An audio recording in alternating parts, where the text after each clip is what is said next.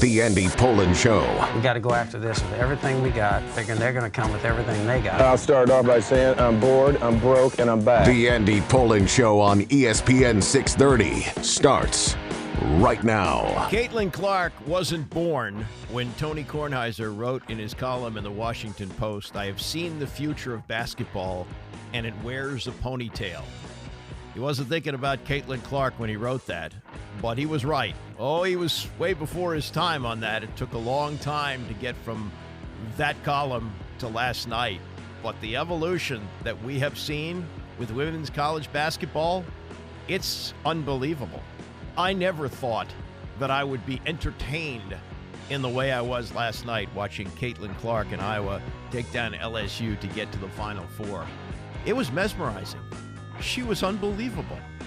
Wasn't just shooting threes, and she knocked down 9 of them. It's where she was shooting the threes. And I was looking at an historical note yesterday, and I saw that it was 38 years ago today that the NCAA finally put in a three-point line. And the three-point line, if you remember, when it started in college basketball, it was so close in that it intersected the top of the key. It was 19 feet 9 inches. At the time, it was 21 feet in the NBA, maybe further out now. Really doesn't matter when you got shooters like Steph Curry and Caitlin Clark. It could be almost half court from the way they put it up. And Caitlin Clark launched at least a couple from 30 last night. Most of them were beyond 25 and just put on a show, an unbelievable show. And avenged, I guess, in some way, the national championship from last year. It was too bad that Angel Reese hurt her ankle fairly early in the game, first half. She did have 17 points, and she also had 20 rebounds. I mean, she was a monster on the boards, but her shooting, I think, really suffered after she got hurt. She was 7 of 21 from the field. Would have liked to have seen her at full strength, but I still don't think that LSU would have won that game with the way Caitlin Clark plays and the way she lived up to the moment and just the way that she has transformed sports viewing habits. I mean, women have liked college basketball, and women have watched men and men watch women and all that, but the mainstream level now of sports fans going to watch women's basketball and making it appointment viewing. And we got another one coming up with Caitlin Clark facing Paige Beckers in the Final Four on Friday night. Unfortunately for me, that's the late game, 9 o'clock tip, but I may gut it out. That's how spectacular this has been to watch. And Paige Beckers, who was on the radar long before Caitlin Clark and has suffered through multiple injuries, including missing all of last season with a torn ACL, she's back. She had 28 points in a win over USC last night. So we're going to see those two play for the right to play in the national championship game. And you talk about two heavyweight fights. That's what these are. These are the Angel Reese and Clark matchup last night. Disappointing in some ways in that Reese wasn't 100%, but Beckers is fully recovered from her knee injury. She's carrying that Connecticut team. And, for both of them, if you want to buy into this, I don't, but Jay Williams has said, to be considered the greatest of all time, you have to win a national championship. Well, it's there now for Beckers and Clark, but they have to get through one another to get to the national championship to have a chance to win that. So lots of intrigue about women's basketball, which I thought that I would never, ever see. But 30-some years ago, Tony turned out to be right. We are now in an era where it is more compelling to watch women's basketball than it is men's basketball. Now, I'll get back to more on the game. Scott Van Pelt talked to Caitlin Clark last night. We'll play some of that interview for you. But this was during the game. And Rebecca Lobo, she's like one of the early pioneers of the game. Not quite like Cheryl Miller, back in the 80s. Maryland had some good teams. Tara Heiss just passed away. She was a terrific player with them and helped them to get to a national championship even before it was the NCAA sanctioned. It was called AIAW when they played in that. There have been, players over the years that have been transcendent, Carol Blazejowski, Ann Myers, but the modern era has not only brought on a superstar like Caitlin Clark, but it has brought on others like Paige Beckers and like Angel Reese and others who have elevated the game to this level. And so last night, and we don't have the television rating yet, but the championship last year between these two teams drew almost 10 million people. Higher ratings than the World Series. World Series averaged 9.1 million viewers per game. This national championship game gave us a 9.9 rating, almost 10 million people watching it. And so when they had this game last night, you had a lot of people who don't normally watch women's college basketball or for that matter, even sports. It was such a big story that there were people, I'm sure, who are not big sports fans. It kind of took on the level of the Super Bowl. Not that it's going to draw nearly as many viewers, but it's kind of like, hey, if you've never watched women's basketball before, you got to watch this because this is really going to be something. This is a game that's a rematch of the championship. We've heard about Caitlin Clark all season. We watch her commercials nonstop. She's doing just about everything. And she's been offered $5 million to play in this 3-on-3 league against a bunch of NBA Altacockers. She's undecided about that. But she's brought a lot of people into the tent. And so Ryan Ruocco, who was doing the game last night on ESPN with Rebecca Lobo, mentioned that this was going to be sort of a different audience than they've had. And he made some explanations about rules that were a little bit different and how things were phrased in the women's game.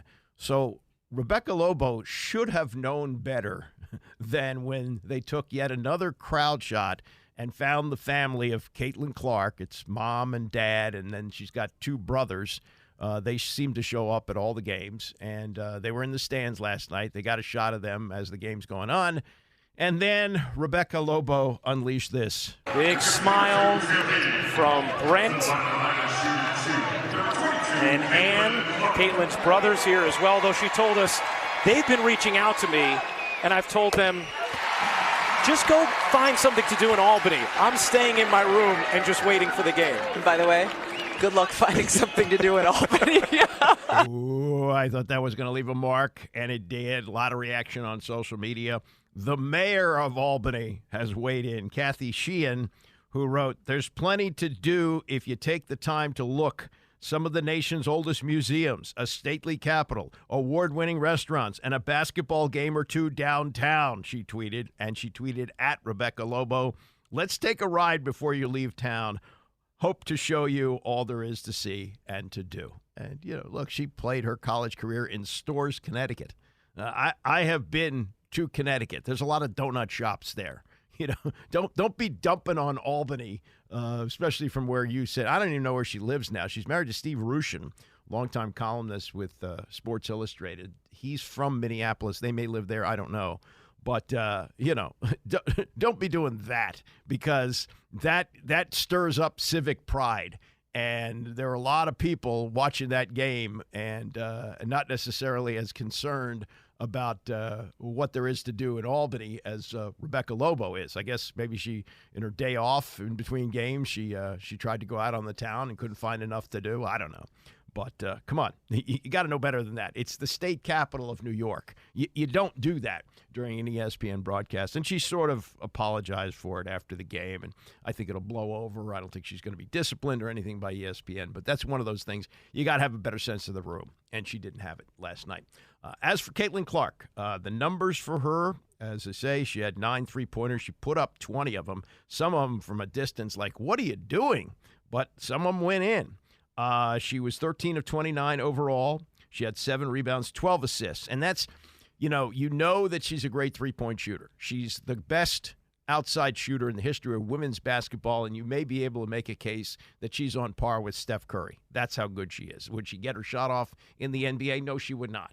But in terms of pure shooting ability, she's got it. She's got it, and so you kind of let her do what she needs to do. In fact, the coach, Lisa Bluter, was asked at halftime, or maybe going into the fourth quarter. Yeah, I think Holly Rowe had her going into the fourth quarter about the shot selection. And, is she amazed by that? And Bluter said, yeah, but, we got to look at the clock here and kind of manage the clock with an 11-point lead. And they did. I think LSU got to within like 6, and the last minute of the game took forever. But they wound up winning by 7, 94-87. And after the incredible performance, Caitlin Clark was with Scott Van Pelt on ESPN talking about getting to the Final Four. Caitlin, from the moment this bracket comes out, our eyes can't help but see you and LSU again on a collision course. As a team, how do you guys stay in the moment to not get ahead of yourselves and not try to take last year's game and make it, anything more than tonight's game? Yeah, I think that's exactly what we did. We took it one game at a time. It took us three games before this to get in this moment. So, every game was tough, and we know that better than anybody else. My sophomore year, we got upset on our home court, and it's hard to get to this point. And then when you come out here and face a really, really good LSU team, and I thought they gave us everything we could handle. They played so well in the first half. The way they crashed the boards was tremendous, but we found a way to answer every single time and came up with big plays when we needed it. And, man, I couldn't be happier for this group. You all are quite comfortable playing fast. I mean, you guys get out and go. Yeah. But there was a point in this game, Caitlin, where I'm just wondering, is this pace too much for anybody? Because there's so much, right? Emotional energy, physical energy. How did you guys have to kind of balance that to not let the moments get too big? Yeah, I think just relying on each other. But that's the type of basketball that we like to play every time we step on the floor. And it was go, go, go. These are the moments you work for. It's 40 minutes. You're playing for 40 more. And I couldn't be more proud of our group. I thought, these are the moments you prepare for.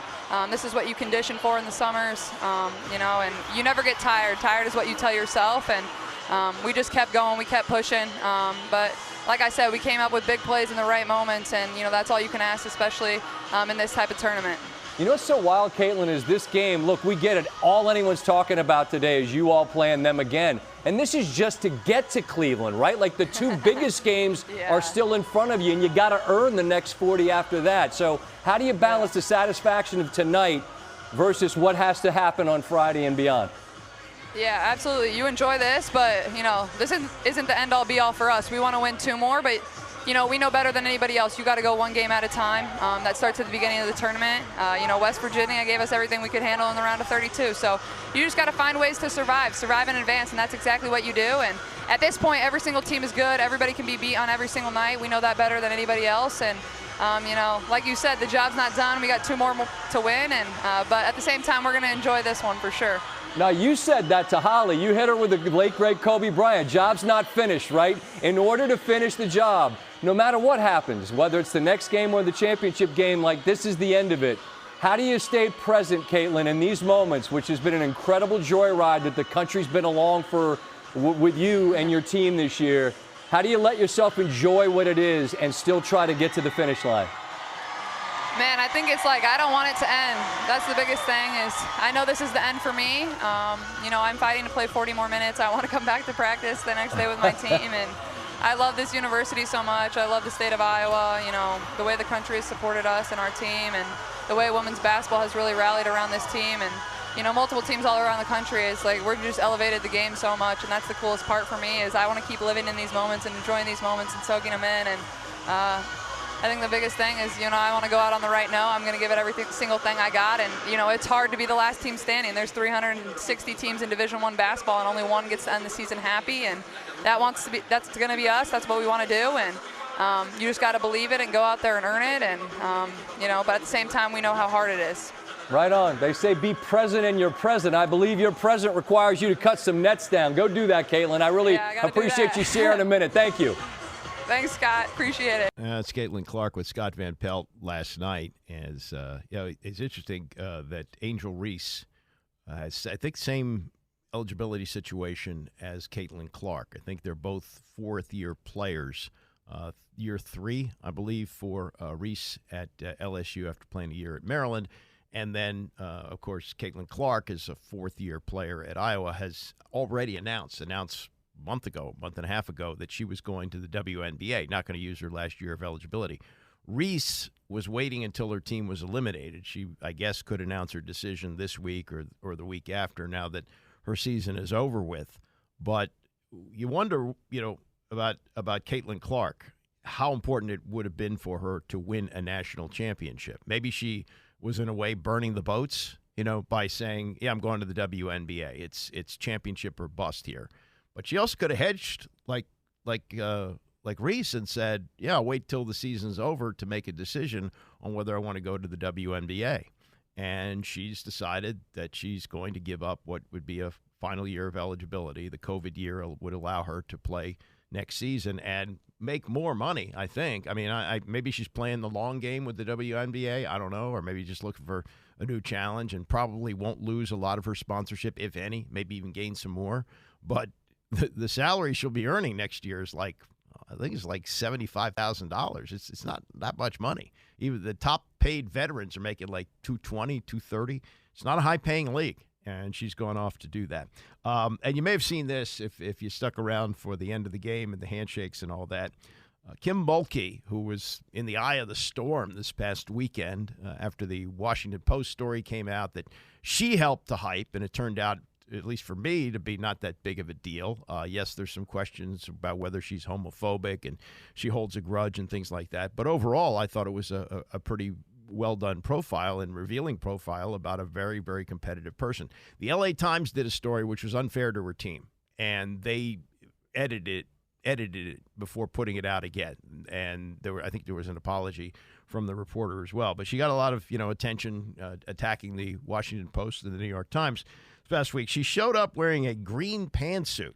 She sometimes, a lot of times, wears these big feathery outfits, very flamboyant colors. No, solid green. Some were speculating maybe she's ready for the offseason and she's already wearing her Masters colors. I don't know. But her season did come to an end last night. And in the handshake line, you see her, she kind of gives Caitlin a little hug and whispers something in her ear. And what she said was, this was Mulkey to Clark last night, "I sure am glad you're leaving. Girl, you're something else. Never seen anything like it." And I would second that. I've never seen anything like it. I did not really see Pete Maravich in college. Saw him in the pros with the Hawks and the Jazz and even in the end with the Celtics. But what we saw from Caitlin Clark last night was as entertaining as anything I've seen this season or maybe any other season in college basketball. David Thompson was spectacular to watch. Played a different kind of game. Caitlin Clark plays a game that is out of this world. It's just remarkable what she was able to do. Coming up, State of D.C. Sports. Maybe it's a broad stroke to say that, but Barry Zerluga and Tom Lavero both went opening day yesterday, and each offered a kind of a unique perspective of where we are as a sports town after the storm that has now passed, and Ted is staying in the district instead of yanking his teams and heading to Virginia. We'll get to that and more as we continue. It's the Andy Pollin Show, ESPN 630. The Andy Pollin Show on ESPN 630, the sports capital. It's probably never a bad time for a DC sports perspective check, but now's a pretty good one. We just had opening day for the Nationals. The Orioles opened up a few days earlier. We've got new ownership for the Commanders, a new coach, a general manager. We have new ownership for the Orioles.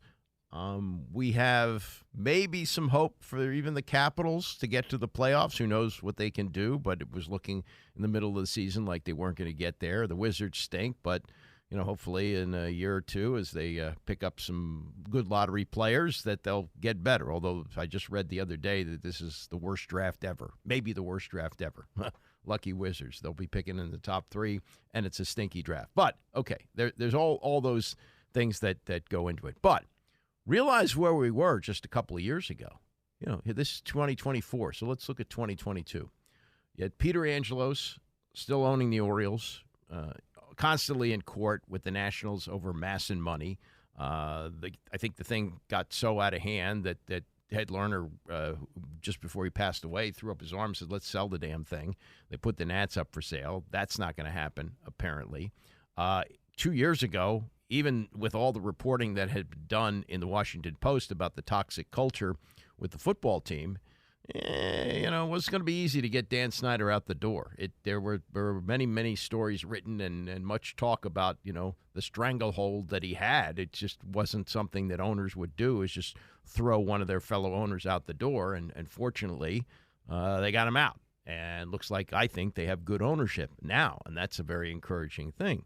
And most recently, we had the thunderstorm that popped up where Ted was going to take his teams and head to Northern Virginia. And I don't think there's a sports fan alive, maybe one who lives next door to where the arena was going to be built in Virginia. But other than that, I didn't hear much positive response for that. I think most people hoped that they would stay, and thanks to the deal that got done between Ted and Mayor Bowser, that the teams are going to stay in the District of Columbia.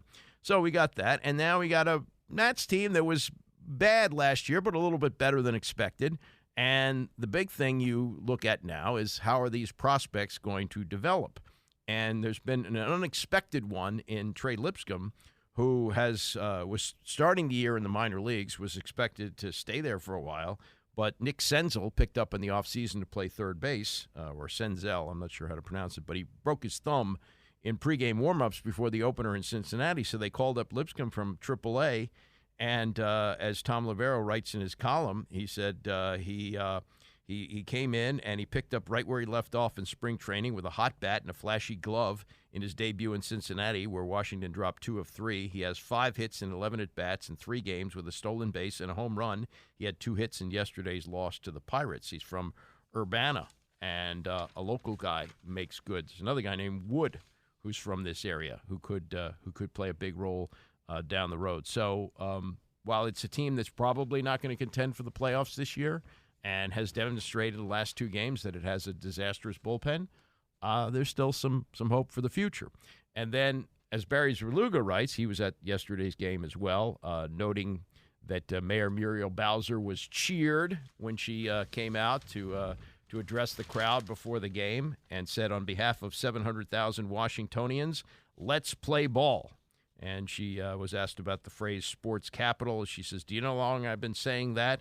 Forever. So there's some good feelings about that as well. And as Barry says, when she was introduced Monday, the mayor received almost exclusively cheers. Would that have been, had that been true at an athletic event if the Caps and Wizards were headed to Virginia? Yeah, I think she might have been booed yesterday if that was still in play. He writes, the Caps and Wizards staying put could have a trickle-down or a trickle-across-town effect on the Nats. Mark Lerner, the Nats' managing principal owner, arrived at the ballpark early Monday wearing his bright red varsity jacket, proud as he can be in the hours before he headed to his first-row seats.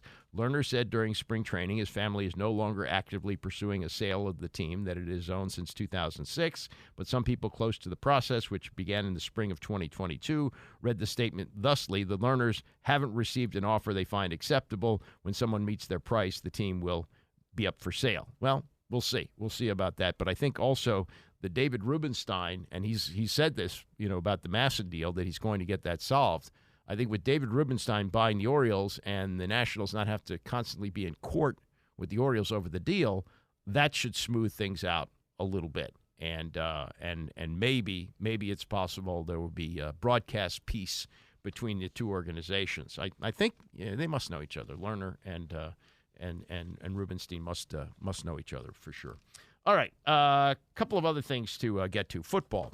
Number one, Carson Wentz found another job. Carson Wentz has signed with the Kansas City Chiefs. So all's well with that. With the crazy career he's had, could he earn a second Super Bowl ring sitting on somebody's bench? He's got one with Philadelphia where he got hurt that year. And Nick Foles came in, was the MVP of the game, and the Eagles beat the Patriots in that Super Bowl.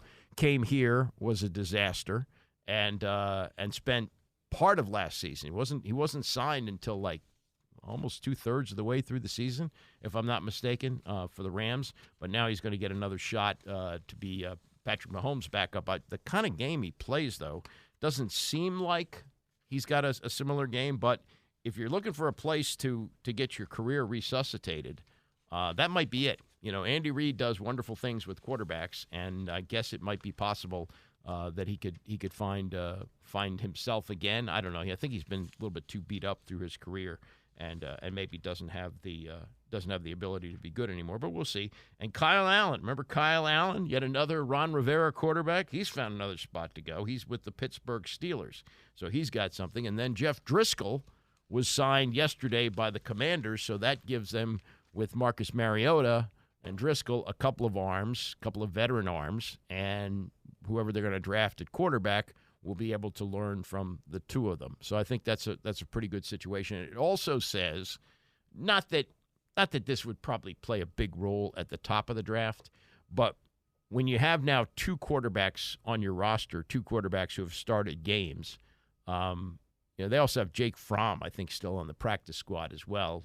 He did start a couple of games for the Giants a while back. But if you've got two guys who have been around and both of them are about 31, 30, I guess Driscoll's 30 and Mariota's 31, somewhere in there. You've got that, and, you don't have to necessarily take a quarterback in the draft, though I'm pretty sure that they will. It just says to other teams, we're not going to panic on anything. We got quarterbacks here. If we see one we like and we're in the right spot to take them, we'll do that. This from Arizona, and you may know who Terry McDonough is. You may not.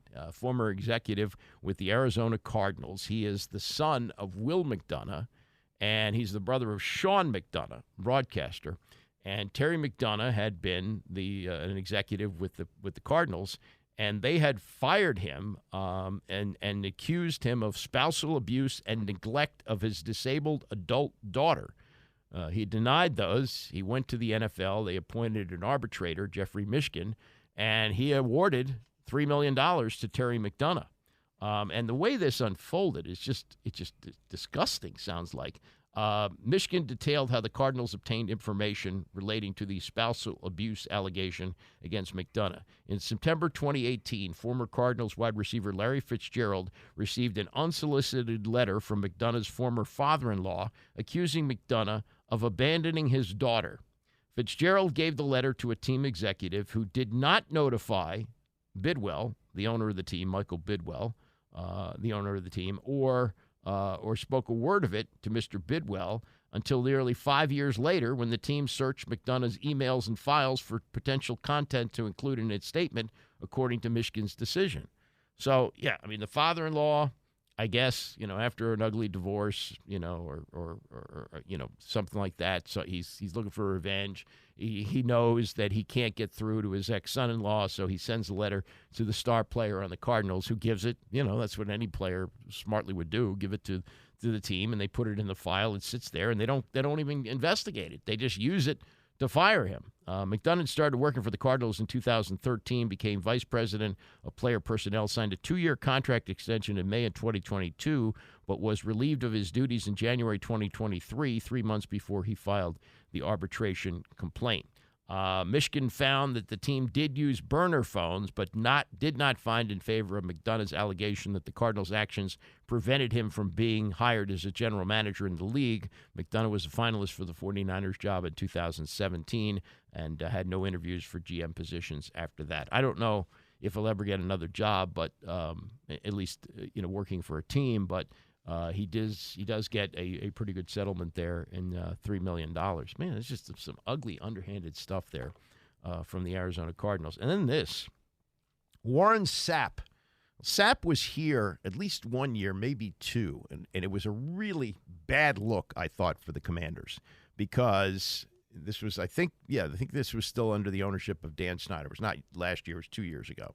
And, all the stuff that was being investigated for a toxic culture, the sexual harassment. He was even being there was even something from the past that he had sued on a rape or settled on a rape complaint, things like that. Just a bad look to have Warren Sapp in your building. But he was there working with the defensive linemen, and, he likes to make a big spectacle of himself. Well, now he has been hired by the University of Colorado to work on Deion Sanders' staff. He's enrolled in a graduate-level continuing education class, which is a requirement to be a grad assistant. They don't make much money in that, but I guess he's trying to get a coaching career off the ground. He's 51 years old. Deion has described him as a big teddy bear. Well, the big teddy bear was previously fired by the NFL Network in 2015 after being arrested on misdemeanor charges of assaulting and soliciting a prostitute in Phoenix. I believe that was during the Super Bowl. He pleaded guilty in that case, but also avoided jail time in a plea deal that would dismiss the charges after completing terms of the agreement. The same year, he pleaded no contest to misdemeanor domestic battery in Las Vegas after being accused by his girlfriend of biting her, throwing her on the floor, and stepping on her head. He also avoided a jail sentence in that case by agreeing to a plea deal that included requirements that he undergo counseling. So now you're going to bring him onto a campus full of young people. And that's not a background that I would be comfortable with. Now, according to the athletic director, Rick George, He said that Sapp completed all the necessary steps required of anyone who is employed at the campus at Boulder, including a background check. And they told him what they expect of him, and he agreed. That's fine. But he's got a history here that I wouldn't touch. And, he was a great player in the NFL. He's in the Hall of Fame. But I would not bring him onto my campus. And he's got a job. Okay, it's not that big of a job. Senior quality control analyst, he said. He said, what we're going to do is big fella's stance, alignment, and assignment. We're going to pour concrete because, I like nice stuff. And we're building mansions here, so that's why I'm here to help build your mansion. He's required to enroll in these graduate courses, not allowed to contact or evaluate recruits off campus. Such positions in college basketball generally come with relatively little compensation and are considered entry-level jobs. So it's not a big investment in him, but on a college campus with a lot of men and women and that kind of background, I would be very nervous about bringing him in. I don't, as my buddy Lavero says, the juice ain't worth the squeezing on Warren Sapp. And Sapp is a lot like Deion. He likes people to pay attention to him. He goes out of his way to get people to look at him. Look at me. Look at me. And I don't think that's somebody you want in your organization. I guess it's Deion giving his friend a break. They played about the same time, probably knew each other. I don't think they were ever teammates because Sapp played. Yeah, they were not. Sapp played with Tampa Bay and the Raiders, won a Super Bowl with Tampa. But I think the slippery slope that Deion's going over on here, and the administration is not going to push back on this because Deion's brought in a lot of money to the school. But I would not be bringing Warren Sapp onto my campus. Not at all. Would not be interested in doing that.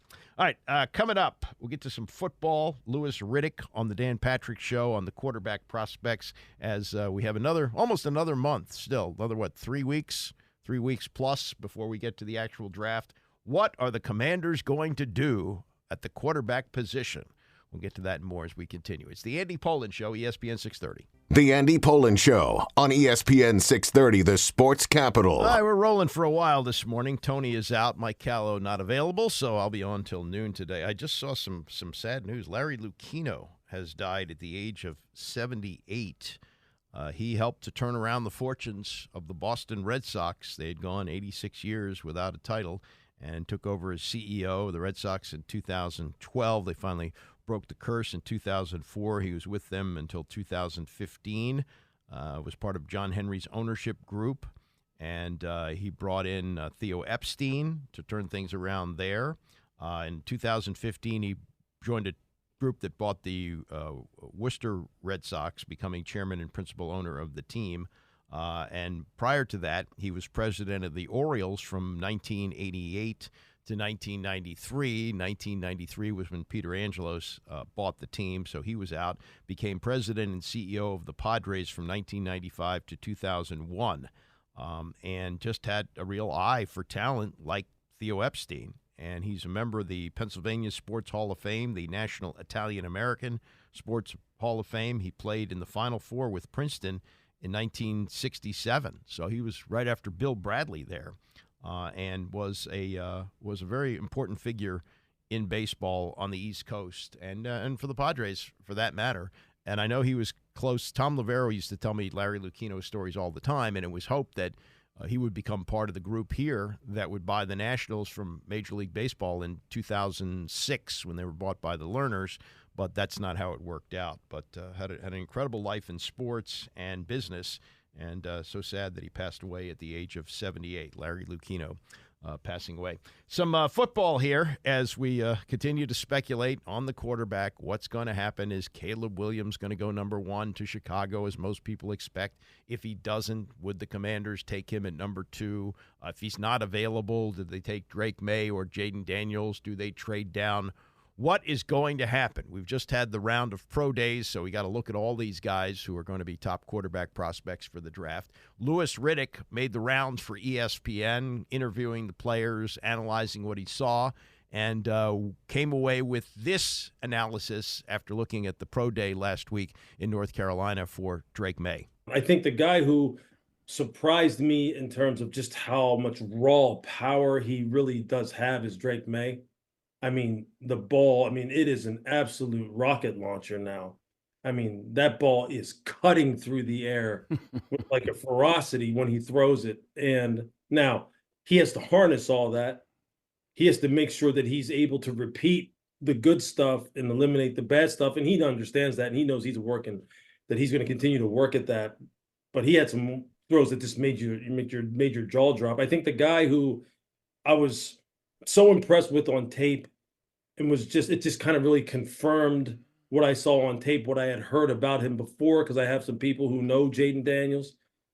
And I think interviewing him, talking to him on TV, watching him interact with Malik Neighbors, Brian Thomas Jr., talking to Coach Kelly I just came away going, yep, that's the guy for me. But how close is 1 and 2? How close is Caleb Williams and Jaden Daniels? It's super close. It's really about a matter of preference. It's almost going to come down to almost what everything comes down to in the NFL when you have guys who are this closely matched, although they're much different players and much different body types. It's just going to come down to personal preference. Like literally, when you're interviewing them and you're talking to them and they're looking you in the face and you're kind of going through personal stuff, football stuff, them giving you background on them, you giving them background on you, whether or not you just feel like, okay, you know what? This is my guy.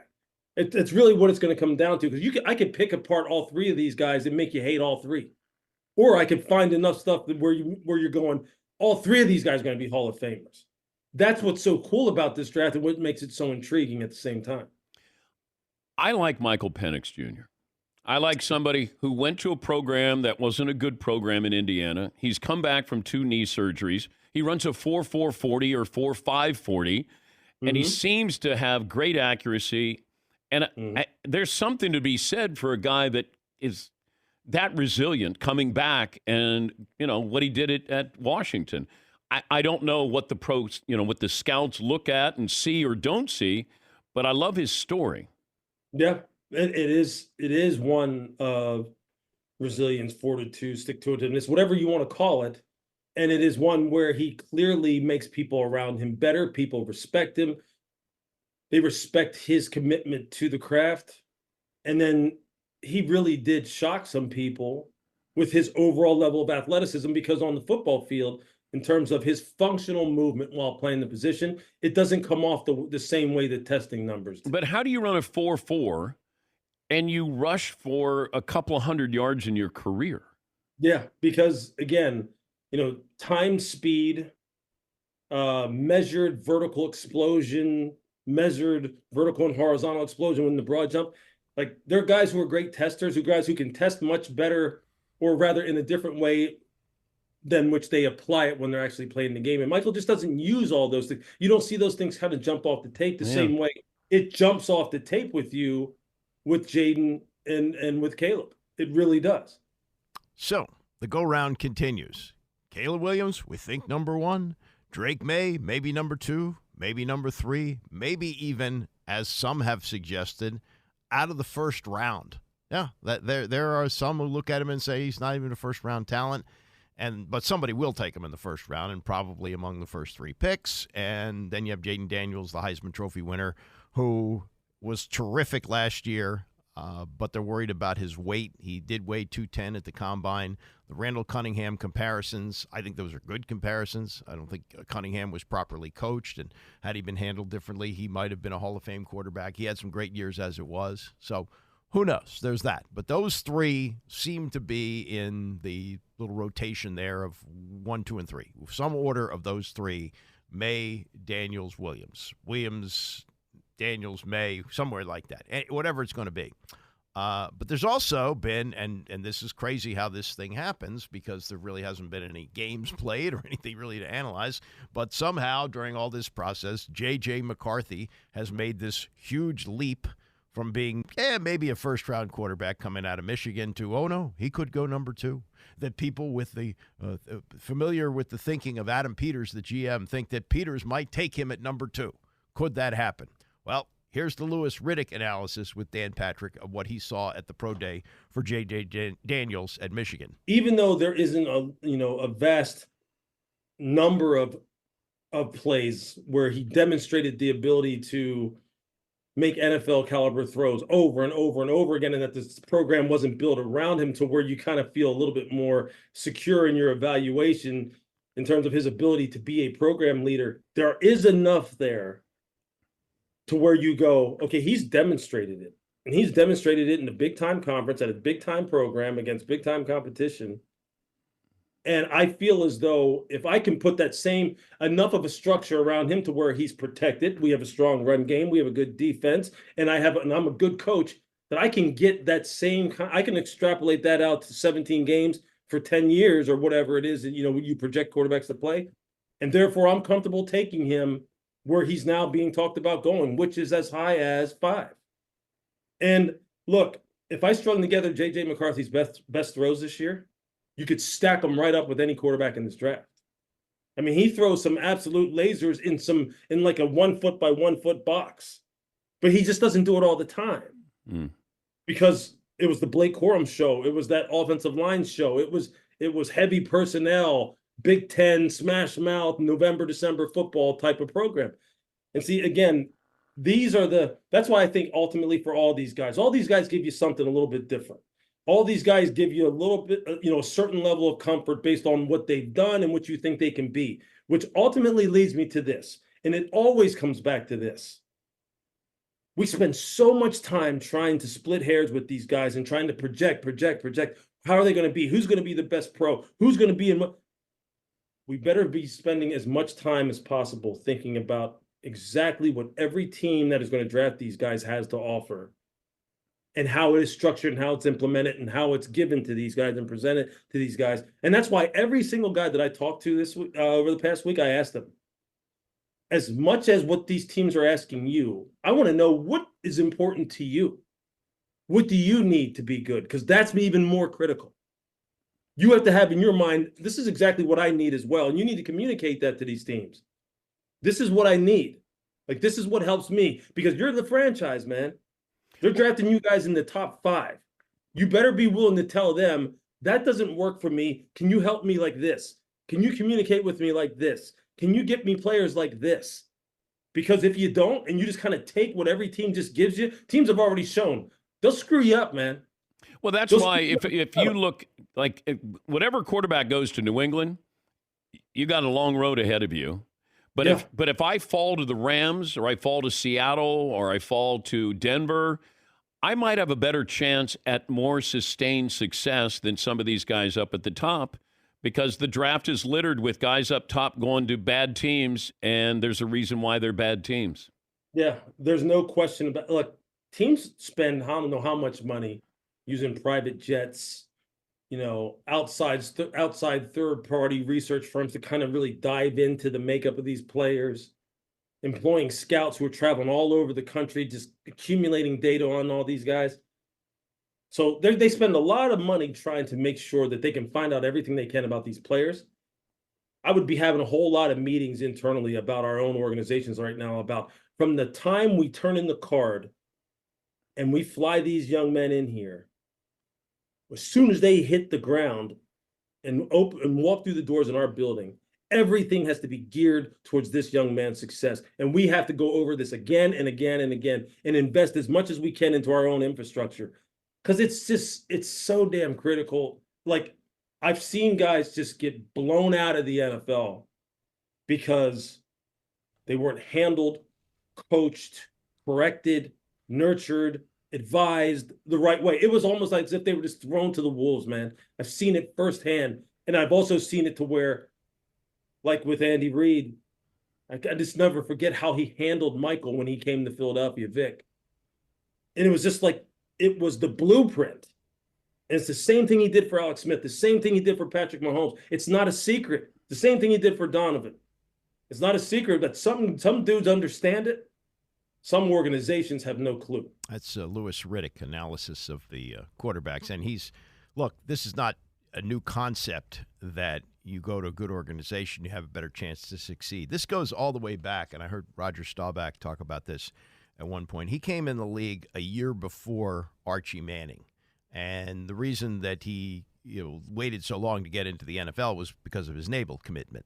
Even though he'd won the Heisman Trophy, it doesn't work that way now, but won the Heisman Trophy there in 1963, graduated from the Naval Academy in 1965, and had to give them 5 years. So he wasn't eligible to go play for the Cowboys until 1970. He would take his leave during training camp, work out with the team, but couldn't play in the NFL. Comes in, goes on to a Hall of Fame career, wins a couple of Super Bowls, yada, yada, yada. Archie Manning, drafted by the New Orleans Saints, a bad team, 1971, number 2 overall, gets the crap beat out of him, may have been the most sacked quarterback of all time. They didn't start counting sacks as a stat until 1982 when he was pretty much used up. And Staubach said, if the situations are reversed, if I wind up with the Saints and Archie winds up with the Cowboys, the results could be similar for both teams, but careers would be looked at differently. That Archie Manning could be in the Hall of Fame. Roger Staubach could have been a guy who got the crap beat out of him, although he was a little more elusive than Archie, but Archie could run. And Archie obviously has Hall of Fame sperm. And Roger, who has at least one son, did not have a son who went on to become a great quarterback. But the point being is where you wind up makes a huge difference. And, Tom Brady probably, based on his college career, it wasn't that ridiculous that he was taken in the 6th round. But he had a full year to sit behind Drew Bledsoe to learn.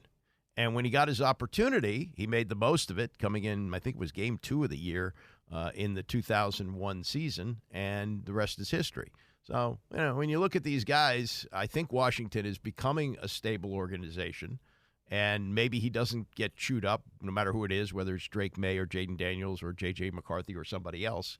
But where you go makes a huge difference. And, pity the guy who winds up with the Carolina Panthers, as we've had, the number 1 pick wind up there last year. So we just don't know.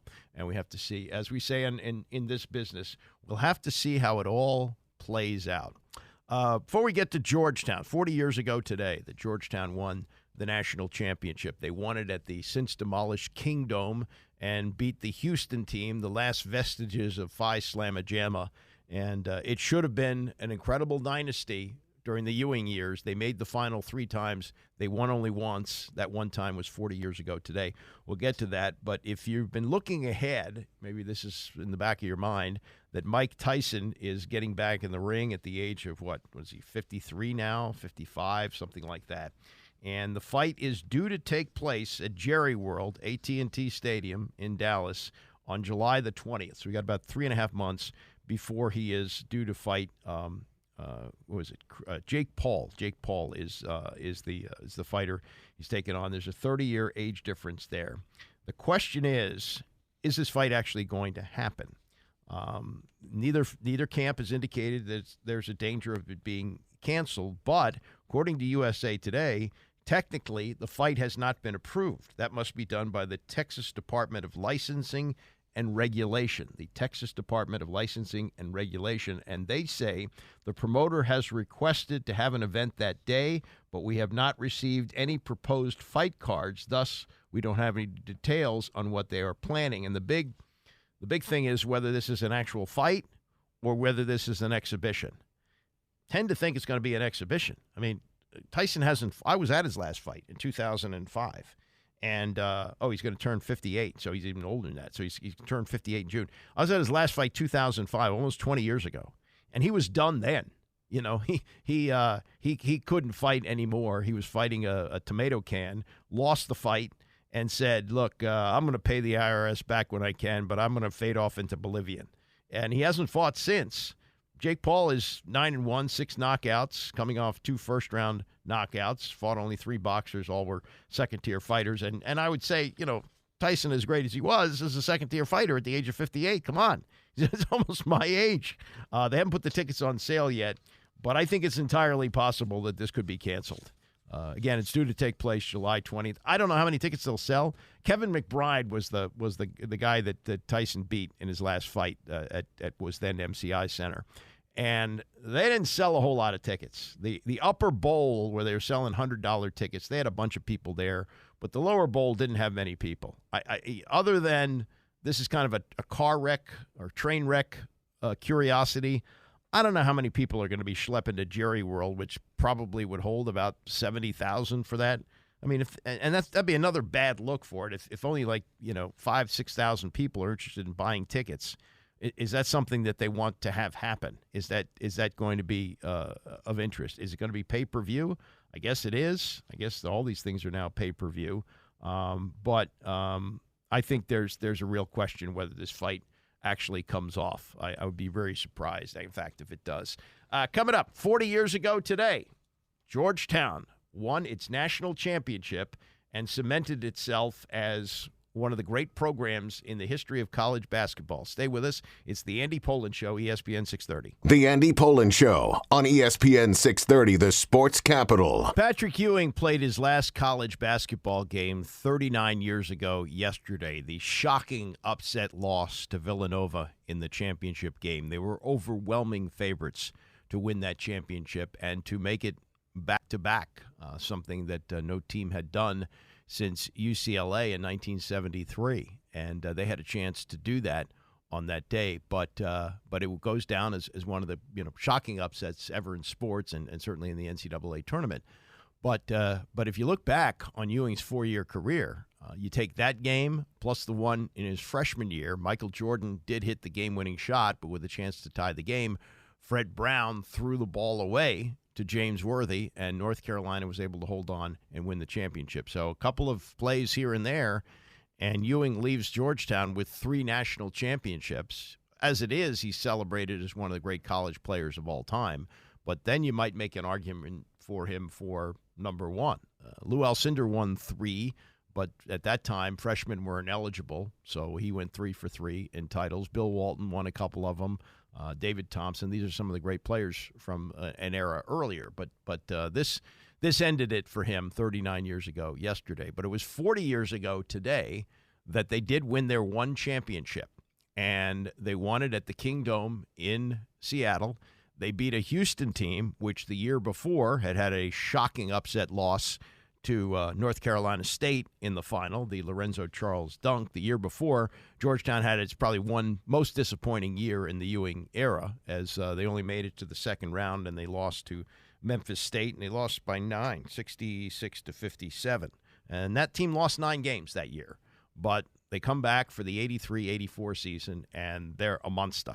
They had lost only 3 games during the season.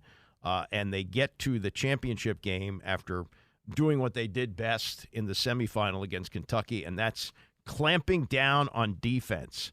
At that time, Kentucky had 2 big men, Sam Bowie and Melvin Turpin. Dinner Bell Mel and Bowie, who was actually drafted ahead of Michael Jordan, had a lot of problems with leg injuries when he was in college, but healthy enough to play in this game. And with the 2 big guys, Patrick Ewing got in early foul trouble.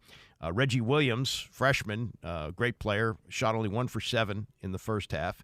And Kentucky was up 27-15 with 3 minutes left. But after that, Georgetown clamped down. Kentucky scored only 2 more points in the first half. They also did not score in the first 9 minutes and 55 seconds of the second half. It was sort of like what Connecticut did to Illinois over the weekend. They missed their first 12 shots after shooting 3 for 21, 14% during the remainder of the game. Kentucky shot 3 for 33, 9% from the field during the second half. No three-point line in those days. So they get to the final against Houston, and really it was not that close.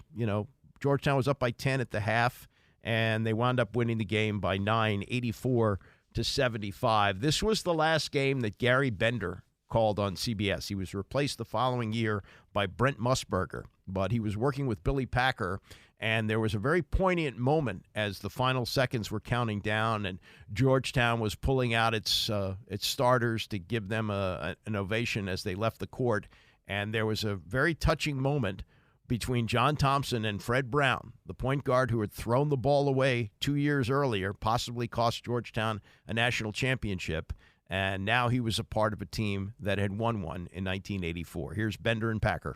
Somebody said earlier this week, Billy, only one team is going to come out of this happy the whole year, and look at the guy that's happy. It's John Thompson. And the man that he's hugging, Freddie Brown. Remember what 2 years difference makes. The pass is long forgotten right now by Fred Brown. You know what's interesting with that picture? He was hugging him when he made the big mistake, too. Yeah, that's what that was so important to that. I think they should have made a bigger deal of it at the time. That's really a cool thing that he was closing the circle and giving Fred Brown a hug. He understood. He got a sophomore, and Fred Brown made a terrible mistake during the championship game, knew how he felt, and instead of getting angry, he put his arms around him, which told you a lot about John Thompson. It was also an era, and I think in the prism of history, we look at them quite differently than they were looked at the time. This was a villainous team in the minds of many, and there was a term called Hoya paranoia, which was penned by John Feinstein in a story that he wrote for Sporting News, which really enraged John Thompson. He was very upset about that, but that's how they were viewed. And many years later, Patrick Ewing on a podcast was asked about what it was like to play under that era known as Hoya paranoia. Well, it's not paranoia, if they're really after you. People always talked about Hoya paranoia back then. Well, most of the country was against us. Everyone looked at us as they looked at the Raiders. We were a predominantly black team. We had a black coach who was loud and boisterous, who carried himself in a manner that a lot of people did not like. So, a lot of people didn't like us. So yes, Hoya paranoia did exist. Did you think that the media didn't like you? Well, when you look at the things that they wrote, it would say that they didn't like us. I think Coach Thompson took a lot of hits to protect me, because I didn't want to do a lot of the interviews. That was the request that came out. So a lot of people didn't like that.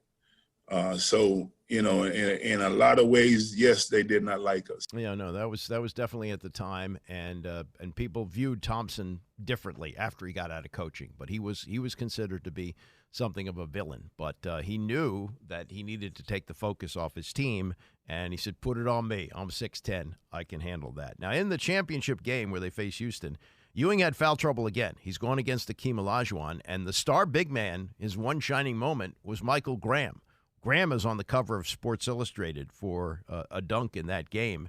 He played very well, and also Reggie Williams, freshman, had his terrific performance in that big game. 9 for 18 from the field, 19 points, 7 rebounds. David Wingate had 16. Ewing only managed 10 points and 9 rebounds, but it was enough to win, and it was enough to put him past what would be a rival in the pros, Akeem Olajuwon. That was a battle. I'm going against someone who is my equal.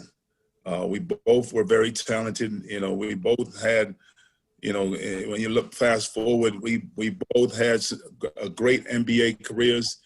I was fortunate enough to beat him on that night. He was fortunate enough to beat me in the NBA to win a championship. But it was a great battle. And it's funny because I was sitting in my living room one night, and they were replaying that game. And I'm watching it, and I'm like, I had to call Reggie Williams. I called Reggie Williams right away. I said, "Reggie, I don't know if I ever told you this, but you were a great player. The way that he played, he took the game over. He was able to make shots, take shots, and help us to win that game." Yeah, and they did, and that was their one championship, 1984. And not that that's not worth celebrating, but if you look at the entire Ewing era, what could have been possibly 3 national titles over a 4-year period. But John Thompson became, first in 1982, the first African-American coach to coach in a Final Four. And in 1984, 2 years later, he became the first to win a national championship. And in typical Thompson style, he was asked about his feelings and how thrilled he must be to become the first to win a national title. And much like he did with reporters over the years, he quickly flipped the tables. He goes, "No." He says, I'm really angry about this because I'm upset that people who are better coaches than me, African-American coaches before me, never got the opportunity to do that. And I got the opportunity to make it happen, and I won a national championship, and that's what he did. Now, he did stay on the job for another 15 years, right? Yeah, he did get one more big resurgence after the Ewing years ended in '85 when Allen Iverson came along in the mid-'90s, and they did get to the Elite Eight. That's as far as they got, and then he retired in I guess it was the middle of the '98-'99 season. Went to the NBA. As for Olajuwon, he could have stayed another year at Houston. Could have tried once again to win a national championship, but he knew he was going to go number one in the draft. He went 1. Sam Bowie went 2, and Michael Jordan went 3 to Chicago.